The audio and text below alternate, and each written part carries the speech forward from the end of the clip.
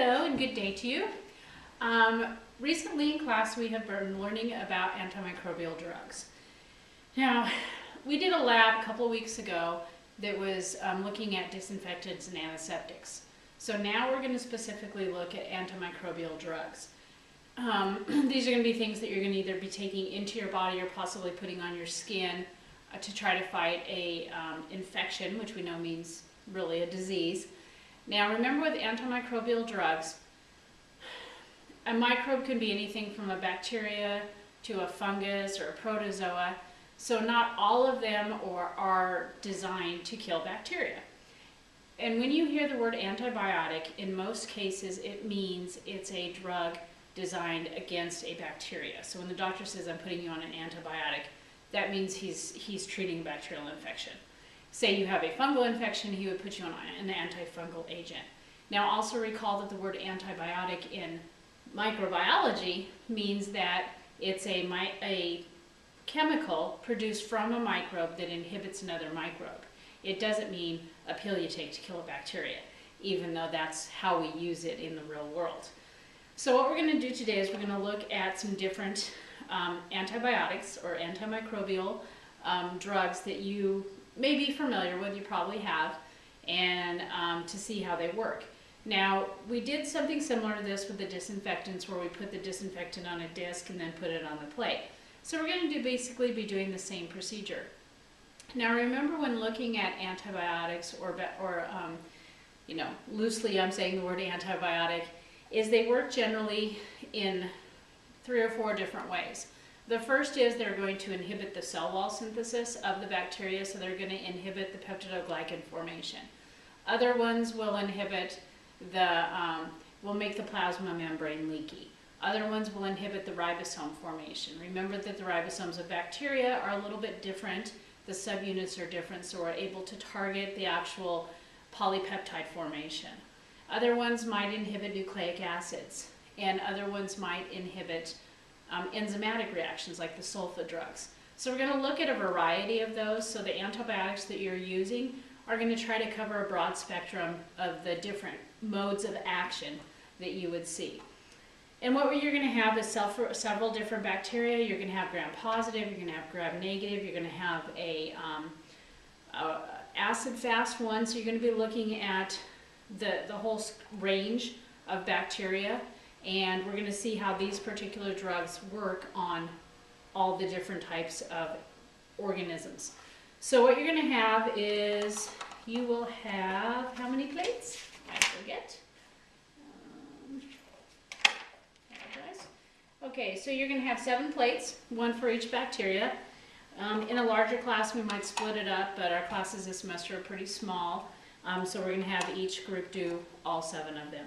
So you would have 7 different cultures: E. coli, staph, mycobacterium, some different ones. And what you're going to do is you're going to swab each plate with a different bacteria. Now in the procedure it says to put your plate in the incubator for 10 to 20 minutes, a little bit cracked before you do it. So if we do that procedure, unless it's already been done for us, we would do that like toward the end of our lecture before we take a break, so that we're not wasting time. I think it's just to warm up the plate and kind of activate the auger. So the next thing you're going to do, you'll get your plates and you'll have your 7 bacteria.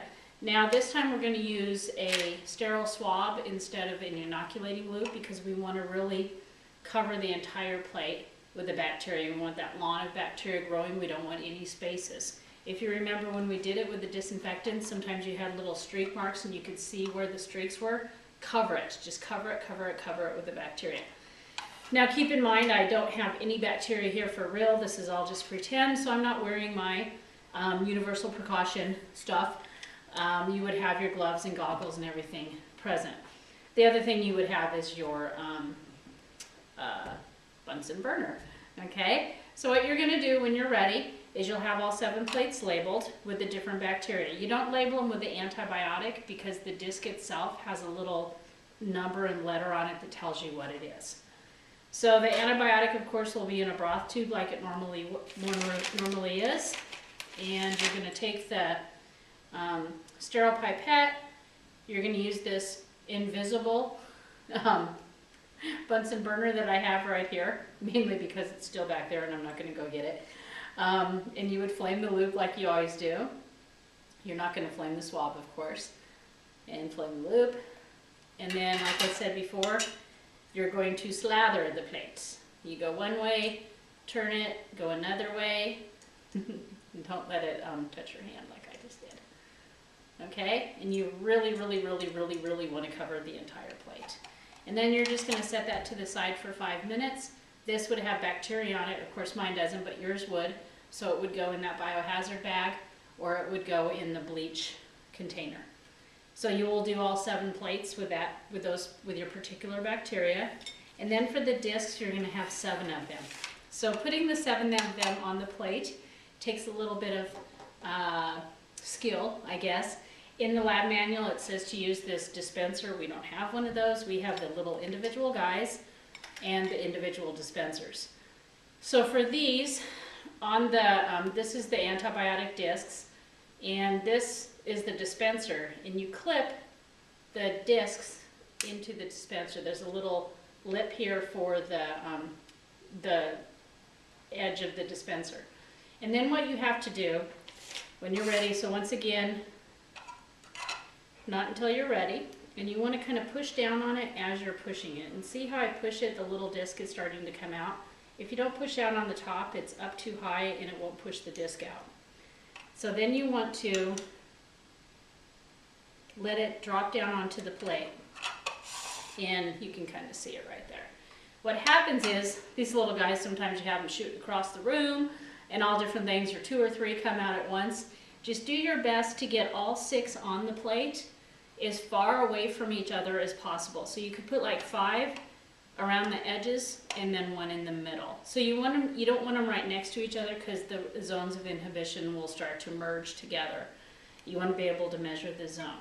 So those will sit, and then you're going to, what you also want to do is these little discs, when you turn it upside down, might fall off. So you're going to want to flame a pair of forceps and let it cool off a little bit, and then you can just gently touch the actual disc. Don't push it down in the auger, just touch it. Or you could do the same thing using your loop. Just flame it, let it cool off, and then touch the disc. You don't want to touch the bacteria, just the disc. Just to gently press them on so that when you flip it upside down in the incubator, they're not going to fall off. After the 2-day period, after they've sat in the incubator, you're going to look for that zone of inhibition. Remember, the larger the zone, that indicates that that bacteria has more of an inhibiting ability. That antibiotic inhibits that bacteria a little bit more. If it doesn't have a very big zone, that means it's more resistant. So you'll look and you'll look at the different types of bacteria, gram-positive, gram-negative, and acid-fast, and see how they are sensitive or resistant or possibly intermediate to those particular antimicrobial drugs.